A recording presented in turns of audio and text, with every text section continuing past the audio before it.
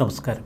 മലയാളി വാർത്ത ഇൻസൈഡിലേക്ക് സ്വാഗതം. പഞ്ചാരക്കൊല്ലിയിലെ നരഭോജി കടുവ ചത്തതാണോ കൊന്നതാണോ? ആടിനെ പോലും പിടിക്കാനുള്ള ശക്തി ആ നരഭോജി കടുവയ്ക്കില്ലായിരുന്നുവെന്നാണ് DFO ഇക്കഴിഞ്ഞ ദിവസം വെളിപ്പെടുത്തിയത്. കഴുത്തിൽ ആഴത്തിലുള്ള മുറിവ് പ്രത്യക്ഷത്തിൽ തന്നെ കാണാമായിരുന്നു. ഇന്നലെ പുലർച്ചെയാണ് പിലാക്കാവിൽ കടുവയെ ചത്ത നിലയിൽ വനം വകുപ്പ് ഉദ്യോഗസ്ഥർ കണ്ടെത്തുന്നത്. ഞായറാഴ്ച രാത്രി കടുവയെ ദൗത്യസംഘം കണ്ടിരുന്നു.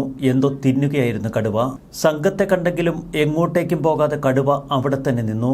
എന്നാൽ വെടിവെക്കാൻ ഒരു പാങ്ങ് അത് ദൗത്യസംഘത്തിന് ലഭിച്ചില്ല. അല്പനേരം അവിടെ നിന്നതിന് ശേഷം കടുവ നടന്നുപോയി എന്നാണ് വനം വകുപ്പ് ഉദ്യോഗസ്ഥർ പറയുന്നത്. പിന്നീട് ദൗത്യസംഘം സ്ഥലത്തെത്തി പരിശോധിച്ചപ്പോൾ കോഴിമാലിന്യം പോലെ എന്തോ ഭക്ഷിക്കുകയായിരുന്നു കടുവ. ആടിനെയോ പശുവിനെയോ ഒക്കെ പിടിച്ചു തിന്നാൻ പോലും കഴിയാത്ത തലത്തിൽ ക്ഷീണിതയായിരുന്നു ആ കടുവയെന്നു സാരം. ഒടുവിൽ മാലിന്യം തിന്നുന്ന സ്ഥിതിയിലേക്ക് കടുവയെത്തി. തുടർന്ന് ഇന്നലെ പുലർച്ചെ മയക്കുവെടി വയ്ക്കാം എന്ന ഉദ്ദേശത്തോടെ സർവ്വസജ്ജീകരണവുമായി ദൗത്യസംഘം നിരന്നു. കടുവയുടെ കാൽപ്പാട് പരിശോധിച്ച് നടന്നുപോയപ്പോഴാണ് കടുവ ചത്തുകിടക്കുന്നത് കണ്ടത് എന്ന് ദൗത്യസംഘം പറയുന്നു. കഴുത്തിലെ പരിക്ക് മാരകമായിരുന്നു. കടുവകൾ സാധാരണയായി മനുഷ്യനെ പിടിക്കാറില്ല. കാട്ടിൽ ഇരപിടിക്കാനാകാതെ പുറത്തു വരുന്ന കടുവകളാണ് പൊതുവെ ജനവാസ കേന്ദ്രങ്ങളിലെത്തുന്നത്. ആ കടുവകൾ ആദ്യം പശുവിനെയോ അല്ലെങ്കിൽ നായയോ ആടിനെയോ ഒക്കെ പിടിക്കും. അതിനും ഗതിയില്ലാത്ത കടുവകളാണ് മനുഷ്യനെ സാധാരണയായി പിടിക്കുന്നത്. ഒടുവിൽ മാലിന്യം തിന്നുന്ന ഏറ്റവും പരിതാപകരമായ അവസ്ഥയിലേക്ക് ആ നരഭോജി കടുവ എത്തിയോ? അടിമുടി ദുരൂഹതയാണ് ഇപ്പോൾ കടുവ ചത്ത സംഭവത്തിൽ. ചത്തതാണെങ്കിലും കൊന്നതാണെങ്കിലും ഞങ്ങൾക്കിത് സന്തോഷമുള്ള കാര്യമാണ്. അതുകൊണ്ട് നിങ്ങൾ കൂടുതൽ അന്വേഷിക്കേണ്ട എന്ന് പഞ്ചാരക്കൊല്ലിയിലെ ജനങ്ങൾ പറയുന്നു. ഇക്കഴിഞ്ഞ ദിവസം പടക്കം പൊട്ടിച്ചും മധുര പലഹാരം വിതരണം ചെയ്തുമൊക്കെയാണ് പഞ്ചാരക്കൊല്ലിയിലെ ജനങ്ങൾ ആഘോഷിച്ചത്. പഞ്ചാരക്കൊല്ലിയിൽ കടുവയെ ചത്ത നിലയിൽ കണ്ടെത്തിയപ്പോൾ കഴുത്തിൽ നിന്ന് രക്തവും വെള്ളവും ഒക്കെ ഒഴുകുന്ന തലത്തിലായിരുന്നു. പിലാക്കാവ്, പഞ്ചാരക്കൊല്ലി, തറാട്ട് പ്രദേശങ്ങളെ കഴിഞ്ഞ 3 ദിവസമായി കടുവ മുൾമുനയിൽ നിർത്തി. വെള്ളിയാഴ്ചയാണ് രാധ എന്ന യുവതിയെ കടുവ ആക്രമിച്ചു കൊലപ്പെടുത്തിയത്. എന്നാൽ അതിനടുത്ത ദിവസങ്ങളിലൊന്നും ആ പ്രദേശങ്ങളിൽ പശുവിനെയോ ആടിനെയോ കടുവ പിടിച്ചില്ല. വനത്തിൽ നടത്തിയ പരിശോധനയിലും മൃഗാവശിഷ്ടങ്ങൾ കണ്ടില്ല. മറ്റു മൃഗങ്ങളെയൊന്നും കൊല്ലാതെ വന്നതോടെ കടുവയുടെ ലക്ഷ്യം മനുഷ്യനാണെന്ന വിലയിരുത്തലുമുണ്ടായി.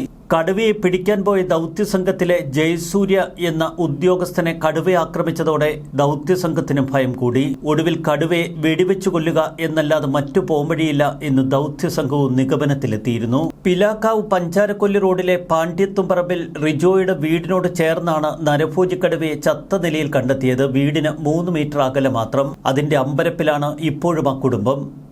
വനം വകുപ്പ് ഉദ്യോഗസ്ഥർ രാവിലെ വന്നപ്പോൾ കുടുംബ വീടിന് സമീപത്ത് കടുവ ചത്തുകിടക്കുന്ന വിവരമാണ് തങ്ങൾ അറിയുന്നത്. രാവിലെ ഫോറസ്റ്റ് ഉദ്യോഗസ്ഥരെത്തി കടുവ സമീപത്തുണ്ടെന്നറിയിച്ചു. വിവരം തൽക്കാലം ആരോടും പറയരുത് എന്നും ഉദ്യോഗസ്ഥർ ഞങ്ങളോട് പറഞ്ഞു. നേരത്തെ കാട്ടുപോത്തും പന്നിയും ആനയുമൊക്കെ എത്തിയിരുന്ന സ്ഥലമാണ്. പക്ഷെ കടുവ എത്തുന്നത് ഇതാദ്യം. കടുവ നാട്ടിലിറങ്ങിയതോടെ വലിയ ഭയത്തിലായിരുന്നു ഞങ്ങൾ.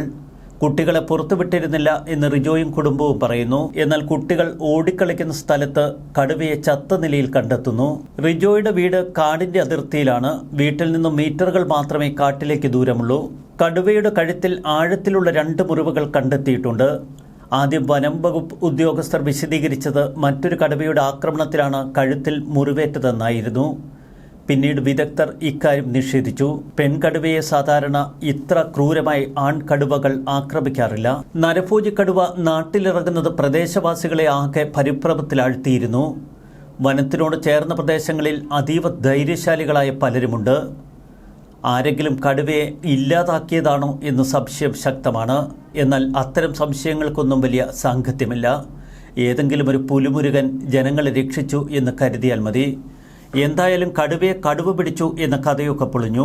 വനം വകുപ്പ് ഉദ്യോഗസ്ഥർ വെടിവെച്ചിട്ടതുമല്ല ഈ കടുവയെ. കടുവ സ്വയം ചത്തു എന്ന് പറഞ്ഞാൽ അരിയാഹാരം കഴിക്കുന്ന മലയാളികൾക്ക് അതൊട്ടും ദഹിക്കത്തുമില്ല. എന്തായാലും കടുവ ചത്തത് നന്നായി.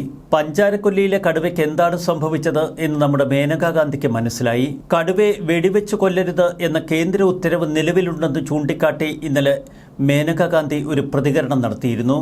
കേരളം നിയമം ലംഘിക്കുകയാണ്. ആന, കടുവ, കാട്ടുപന്നി തുടങ്ങി വന്യമൃഗങ്ങളെയെല്ലാം കൊല്ലാനാണ് കേരളത്തിനിഷ്ടം. കടുവ ദേശീയ സമ്പത്താണ്. കടുവയെ പിടികൂടാമെന്നാൽ കൊല്ലാനാകില്ല. ഇക്കാര്യത്തിൽ കേന്ദ്ര സർക്കാർ ഉത്തരവ് ലംഘിച്ചാൽ അതിന്റെ ഭവിഷ്യത്തുകൾ അനുഭവിക്കേണ്ടി വരുമെന്നാണ് മേനകാ ഗാന്ധി ഇന്നലെ ഓർമ്മപ്പെടുത്തിയത്. വനമേഖലയോട് ചേർന്നുള്ള പ്രദേശങ്ങളിൽ നിന്ന് ആളുകൾ കുടിയിറങ്ങി വന്യമൃഗങ്ങൾക്ക് സ്വൈര്യമായി ജീവിക്കാനുള്ള സാഹചര്യമുണ്ടാക്കണമെന്നാണ് മേനകാ ഗാന്ധി ആവശ്യപ്പെടുന്നത്. ഇന്നലെ രാവിലെയായിരുന്നു മേനകാ ഗാന്ധിയുടെ പ്രസ്താവന പുറത്തുവന്നത്. മുൻപും അവർ ചില മുന്നറിയിപ്പുകൾ നൽകിയിരുന്നു. കേന്ദ്ര നിയമം ശക്തമാണ്. അതുകൊണ്ട് തന്നെ വനം വകുപ്പ് ഉദ്യോഗസ്ഥർക്കോ ദൗത്യ സംഘത്തിനോ കടുവയെ പെട്ടെന്ന് വെടിവെക്കാനുള്ള ധൈര്യം അതത്ര കിട്ടില്ല. അതിൻ്റെ പേരിൽ പലവിധ അന്വേഷണങ്ങൾക്കും വിധേയരാകേണ്ടി വരും. അതുകൊണ്ട് തന്നെയാണ് സൂക്ഷ്മതയോടെ അവർ നീങ്ങിയത്. കടുവ നരഭോജിയെന്ന് ഉറപ്പുവരുത്തി ആദ്യം കടുവയെ വെടിവെച്ചു കൊല്ലാനുള്ള ഉത്തരവ് നേടേണ്ടതുണ്ട്. തുടക്കം മുതൽ വനം മന്ത്രി AK ശശീന്ദ്രൻ ജനങ്ങളിൽ നിന്ന് നേരിട്ടത് സമാനതകളില്ലാത്ത പരിഹാസം. പഞ്ചാരക്കൊല്ലിയിലെത്തിയ മന്ത്രിയെ കൂകി വിളിച്ചാണ് ജനങ്ങൾ ഓടിച്ചത്. രാധയെ കടുവ ആക്രമിച്ചു കൊലപ്പെടുത്തിയ തൊട്ടടുത്ത ദിവസം കോഴിക്കോട് ഒരു ഫാഷൻ ഷോ പരിപാടിയിലെത്തി പാട്ടുപാടിയ മന്ത്രിയെ അവിടെയും ആളുകൾ പരിഹസിച്ചിരുന്നു. വനം വകുപ്പിനും പോലീസിനും ഭരണകൂടത്തിനുമൊക്കെ നിഷ്ക്രിയമായി നിൽക്കാനേ ഇത്തരം ഘട്ടങ്ങളിൽ പലപ്പോഴും കഴിയാറുള്ളൂ. കേന്ദ്ര നിയമം തന്നെയാണ് എല്ലാവർക്കും ഭയം. ആശ്വാസത്തിന്റെ നെടുവീർപ്പുകൾ ഉയരുമ്പോൾ മറുവശത്തിന്ന് വയനാട്ടിൽ വീണ്ടും ഒരു കടുവയെ കണ്ടതായി റിപ്പോർട്ടുകൾ വരുന്നു. കുറുക്കൻമൂലയിൽ കടുവ വളർത്തുനായെ പിടികൂടിയെന്ന വാർത്തകളാണ് ഏറ്റവും ഒടുവിൽ നമ്മൾ കേൾക്കുന്നത്. കാവേരി പൊയിൽ പ്രദേശത്ത് ഇന്നലെ രാത്രി കടുവ ഇറങ്ങിയെന്നും ഒരാളുടെ വളർത്തുനായെ കടുവ പിടിച്ചു എന്നുമാണ് പ്രദേശവാസികൾ പറയുന്നത്. ജനവാസ മേഖലയിൽ കടുവ ഇറങ്ങിയതിൻ്റെ ഭീതി ഇതോടെ വീണ്ടും വർദ്ധിച്ചിരിക്കുന്നു. സാധാരണഗതിയിൽ കടുവ മനുഷ്യരെ ആക്രമിക്കാറില്ല എന്ന് പറയുമ്പോഴും കഴിഞ്ഞ 10 വർഷങ്ങൾക്കിടയിലെ കണക്ക് അത് നമ്മെ ഭയപ്പെടുത്തുന്നു. മൃഗശാലയിലും ഉൾവനത്തിലുമൊക്കെ മാത്രം കണ്ടിരുന്ന കടുവകൾ ഇപ്പോൾ വീട്ടുമുറ്റത്തെത്തുകയും മനുഷ്യരെ കൊല്ലുകയും ചെയ്യുന്ന അവസ്ഥ. 2016 മുതൽ ഇന്നലെ വരെ 914 പേരാണ് വന്യമൃഗ ആക്രമണത്തിൽ മരിച്ചത്. അതിൽ 10 വർഷത്തിനിടെ കടുവയുടെ ആക്രമണത്തിൽ മാത്രം കൊല്ലപ്പെട്ടത് 9 പേർ. ഇതിൽ 8 പേരും വയനാട്ടിലാണ് എന്നത് നമ്മെ കൂടുതൽ ഭയപ്പെടുത്തുന്നു. ജനവാസ കേന്ദ്രങ്ങളിൽ ഉൾപ്പെടെ എല്ലാ സ്ഥലങ്ങളിലും കടുവകൾ വിലസുമ്പോഴും വയനാട്ടിൽ കടുവകൾ കുറയുന്നു എന്ന വിചിത്ര നിലപാടിലാണ് സർക്കാർ. കൃത്യമായ കണക്കെടുപ്പ് നടത്തി വനത്തിന്റെ വാഹക ശേഷി എന്തുകൊണ്ട് സർക്കാർ പരിശോധിക്കുന്നില്ല? കേന്ദ്ര വന നിയമത്തിൽ മാറ്റം വരുത്തണമെന്നും മനുഷ്യജീവന് ഭീഷണിയായ മൃഗങ്ങളെ വകവരുത്താനുള്ള അധികാരം ജില്ലാ ഭരണകൂടം ഉപയോഗിക്കണമെന്നും കർഷക സംഘടനകൾ ആവശ്യപ്പെട്ടിട്ട് വർഷങ്ങളായി.